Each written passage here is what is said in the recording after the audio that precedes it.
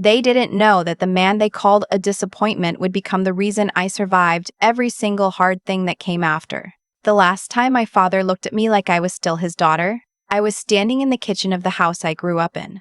The one with the bay windows overlooking the Connecticut River, holding a mug of coffee I hadn't touched. He was in his suit. He was always in his suit. My father, Dr. Tilt, Raymond Ashworth, had been a cardiothoracic surgeon for 31 years. He had a plaque in his office from the governor. He had a research wing at Hartford Hospital named after his mentor, and someday, he believed, there would be one named after him. He had a plan for everything, including me. I was supposed to be a doctor. That was never a question, never a conversation. It was just a fact of being born into our family, like having his mother's green eyes or knowing how to set a formal table without being told. My older brother went to Penn Med. My mother ran the administrative board of the same hospital where my father operated. We were that family, the kind that gets thanked in speeches. I was 22 and in my first year of a pre-med post-bac program at UConn when I met Cole. He came to fix the heating unit in the apartment I shared with 2 other girls off campus. It was January, the kind of cold that makes the windows fog from the inside. He knocked at 7 in the morning, apologized for the early hour, and immediately started asking me questions about the radiator instead of just assuming he already knew what was wrong. I remember thinking that was unusual. Most people who came to fix things didn't ask. They just started doing. We talked for 40 minutes. The heat got fixed in 15. The other 25 were just us. Cole Merritt, 25 years old. No college degree. Licensed HVAC technician, worked for a small family-owned company out of Glastonbury. He drove a white van with a magnetic logo on the side and kept a paperback in his glove compartment because, he told me later, there was always waiting involved in his job, and he'd rather read than scroll. We were together for 8 months before I told my parents. I want to be honest about that part. I waited because I already knew. I knew the way you know something is going to break before it actually does. You can hear it in the structure, feel the tension when you press against it. I waited because those 8 months were the best I'd ever felt in my life, and I wasn't ready to let their reaction become part of the story yet. When I finally told them, we were having Sunday dinner. My mother had made roast chicken. My brother was there with his girlfriend. I said his name, said what he did, said he was good and kind and I was serious about him. My father set down his fork.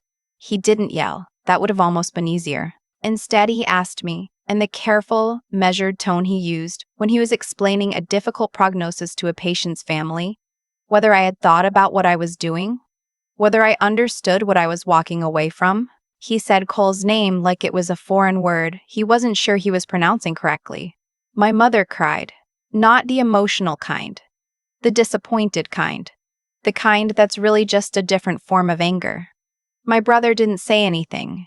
He just looked at his plate. By the time dessert would have been served, my father had told me that if I continued seeing Cole, they were done helping me with tuition. Done. Not a threat exactly, more like a policy being stated. He was a man of policies. I called Cole from the parking lot of a CVS on the drive back. I sat in my car in the cold and told him everything. He was quiet for a long moment, and then he said, "Okay, so what do you want to do? Not what are you going to do about your family? Not what does this mean for us? Just, what do you want?"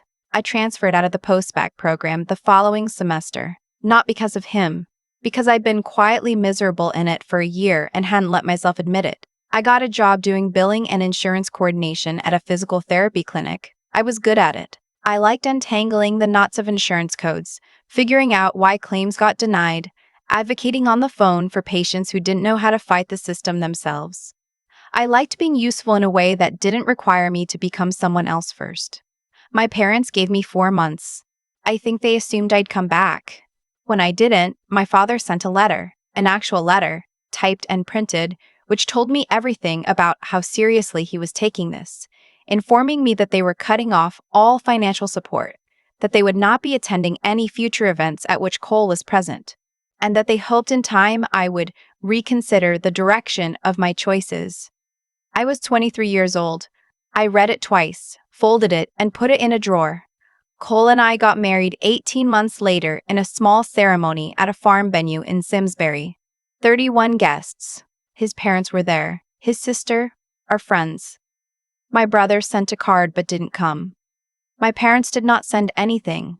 My maid of honor gave a toast that made everyone cry. Cole cried. I didn't. Not then. I held it together because I had made a decision to stop grieving people who were still alive and choosing not to show up. And I meant it. We were happy. That is not a small thing to say. We were genuinely, sustainably happy in the way that has nothing to do with circumstances, and everything to do with who you've chosen to be in a room with at the end of the day. Cole's company grew. He and his business partner expanded from residential HVAC to commercial contracts, office buildings, medical facilities, eventually a school district. They had 12 employees by the time our daughter was 5 years old. We bought a house in Wethersfield with a big backyard and a porch that we sat on every summer evening after she went to bed. I moved into healthcare billing consulting, working with independent practices on reducing claim denials. I had built something real, from nothing, without a single dollar of their help. Our daughter's name is Josephine. She goes by Josie. She was 7 when she asked me why she didn't have grandparents like her friends did. I told her the truth in the way you tell truth to a 7-year-old, that sometimes families have disagreements so big that they stop seeing each other, and that it wasn't her fault and it wasn't my fault and that we were still a whole family even without them. She accepted this with the practicality of children. She moved on. I stayed with it a little longer, the way mothers do. I did not reach out to my parents. Not at Christmas. Not when Josie was born. Not when Cole's business made the Hartford Business Journal's list of fastest-growing small companies, which I thought about sending them. Not out of spite, just out of some old instinct to show my father proof. I didn't. What would be the point? He had made his judgment years ago, and I had stopped appealing it. Then Josie turned 14 and decided she wanted to be a nurse. I want to be honest about how that felt. It was complicated.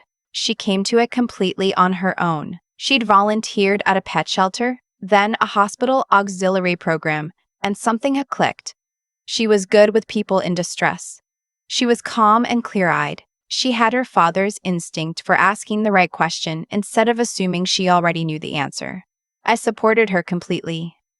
I also felt, quietly, something I can only describe as the ghost of an old life walking through the room.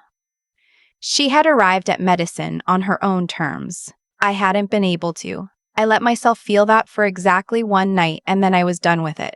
She was 16 when my mother called. I almost didn't answer. I didn't recognize the number. They'd gotten a new phone at some point, but something made me pick up. She said my name. Just my name. And even after 13 years, I knew her voice the way you always know your mother's voice, the same way you know your own heartbeat. She sounded old. That was the first thing. She sounded genuinely old. She said she was sorry to call out of nowhere. She said she didn't know if I'd hang up. I told her I hadn't so she could keep going. She told me my father had been diagnosed 18 months earlier with early onset Parkinson's disease. She told me they had spent down most of their savings on a combination of medication, in-home care, and a long-term care insurance battle that they ultimately lost. She told me they had sold the house with the bay windows, and were renting a condo in West Hartford.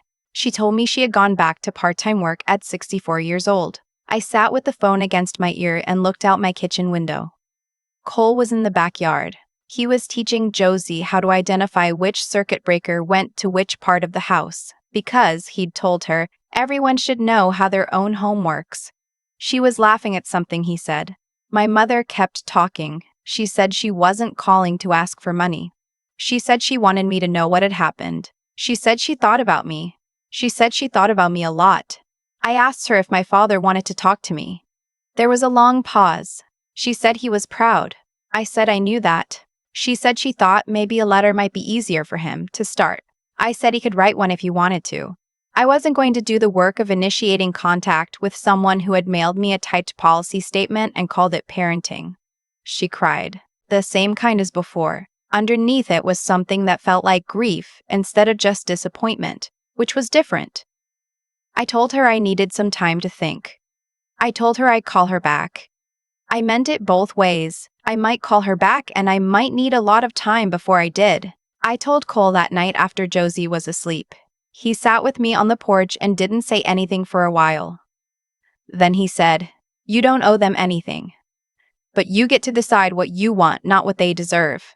That's the thing about Cole. He never tried to make the decision for me. He just made sure I knew I had one. I thought about it for 3 weeks. I thought about Josie, who had grown up not knowing her maternal grandparents. I thought about my father, who had spent 31 years being competent and certain and in control, who was now losing the precise motor function his entire identity was built on. I thought about what it would mean for me, not for them, for me, to close the door completely versus leaving it open a crack. I called my mother back. I said I was willing to have a conversation, not a reconciliation. A conversation. I said there were things I needed her and my father to understand before we could go anywhere, and that I was not willing to pretend the last 13 years hadn't happened. She said okay. She said she understood. We met for lunch at a restaurant in Farmington, just the two of us. No Cole, no Josie, not yet. My mother looked smaller than I remembered. She'd cut her hair short. She ordered a salad and then didn't really eat it. She said she was sorry. She said it without conditions or explanations attached, which was the only way I would have been able to hear it. She said watching me build a life from nothing, without them, and watching it be a good life. She'd had to spend a long time sitting with what that meant about the choice they'd made. I said I believed her. I also said that believing her and trusting her were two different timelines, and that we were on the first one, not the second. She nodded like she'd expected that. My father wrote me a letter. It arrived 10 days after the lunch. 4 handwritten pages. I could see in the handwriting where the tremor was starting to affect his grip, the letters a little uneven toward the bottom of each page. He wrote about his own father, who had also been rigid and hard and convinced he knew best. He wrote about what it had cost him with his own father. He wrote that he understood on some level that he had repeated something he swore he wouldn't. He did not ask me to forgive him immediately. He asked me to let him try. I read it 4 times. I didn't show it to Cole. I kept that one for myself. Some things don't need to be witnessed to be real. Josie found out. There were grandparents when she was still at 16. When I told her we were going to have lunch with my mother, she went very quiet in the way she does when she's processing something significant. Then she asked a series of precise, clear questions. Why had they stopped talking to me? What had happened? Where were they now? And I answered all of them honestly. She sat with it for a moment and then she said, "Do you want to see them?" I said I was trying to figure that out. She said, "Then I'll figure it out with you." My daughter, who nobody wanted before she was born, who grew up without ever feeling the absence of people who should have been there. She is the most grounded, generous person I know. We introduced Josie to my mother at a backyard barbecue at my brother's house in the fall. My brother, who had never really explained his silence and who I'd made a separate peace with years ago over a long phone call, had become an unexpected advocate for everyone just being in the same place. His wife, who had never met my parents under good circumstances, was magnificent. She just kept refilling drinks and moving conversations forward and making it feel like an ordinary afternoon. My father came in a wheelchair that day. The Parkinson's had progressed enough that long periods of standing were hard. He wore a collared shirt. He'd had his hair cut when Josie went over to him on her own. I hadn't said a word, hadn't steered her, and crouched down next to the wheelchair and said, "Hi, I'm Josie." I had to walk to the edge of the yard and look at the tree line for about 30 seconds. My father put his hand out toward her. The shake was visible. She took it without hesitating. I don't know what they talked about. I didn't ask. That belongs to them. Cole found me at the tree line. He put his arm around my shoulders and didn't say anything. We stood there for a minute, just watching our daughter introduce herself to a man who had once decided she wasn't worth knowing. Later, Josie told me she liked him. She said he was quieter than she expected. She said he asked her what she wanted to study, and actually listened to her answer. My mother has called me every Sunday since September. My father has written 2 more letters. His handwriting has gotten harder to read. I keep them in the same drawer as the original one, the policy letter from 23 years ago, the typed one with no signature. I don't read that one anymore. I keep it because it was true. I keep the new ones because they are also true and because both things get to exist at the same time. I am not the same person who sat in that CVS parking lot in January cold, wondering if love was worth the cost of everything it was going to take. I know the answer now. The cost was high. I paid it. What I got in return was a life that is entirely, unambiguously mine. Built with someone who asked what I wanted before he assumed he knew. Josie starts her nursing program in the fall. Last week, she asked her grandfather what it felt like to operate on a human heart. He talked for 45 minutes. She took notes. I've thought a lot about what actually happened to us. To my parents, to me, to the family we became without them, and the one we're slowly, carefully becoming now. And the honest answer is that none of it was random. Every consequence grew directly out of a choice.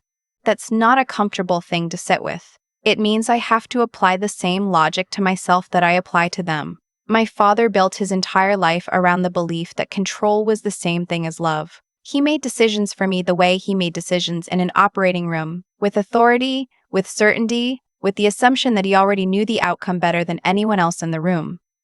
And for a long time, that worked. People trusted him. I trusted him. But control is not love. It looks like love. It sounds like love. It will tell you it is love.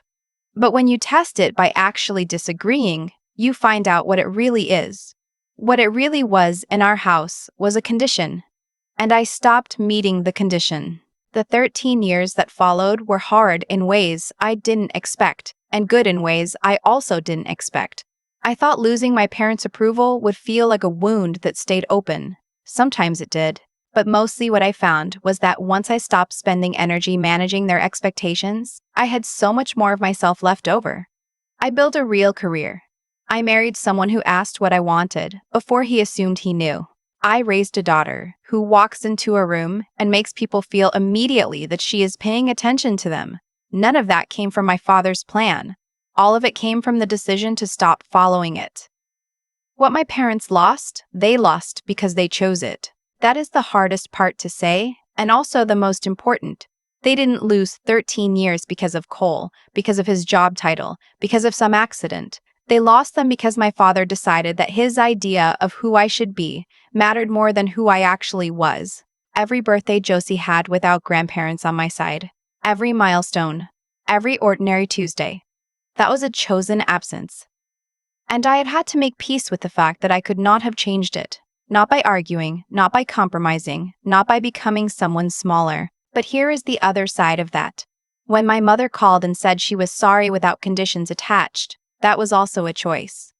My father's letters, written with a hand that now shakes, were also a choice. People are not fixed things. The same person who mailed me a typed policy letter when I was 23 is now a man who sat in a wheelchair in my brother's backyard and listened to my daughter talk about her future for 45 minutes. I don't know how to explain that, except to say that time has a way of burning away everything that isn't essential, and what was left in him finally was something I could recognize. Josie did not inherit our damage. That is the thing I am proudest of. She grew up whole without the wound of their rejection, because we made sure she knew exactly how loved she was every single day. She walked up to a grandfather she'd never met and took his trembling hand without hesitating, not because she forgave him for something she'd never known to grieve, but because she is genuinely, constitutionally kind. Cole and I did not give her that kindness. She came with it, but we tried very hard not to take it from her, the way it was nearly taken from me. If I have learned anything from all of it, it's this. Integrity is not what you do when people are watching and approving. It's what you do when they have turned their backs. Cole showed me that at 22 in a cold apartment with nothing to prove and no audience, I have been trying to live up to it ever since.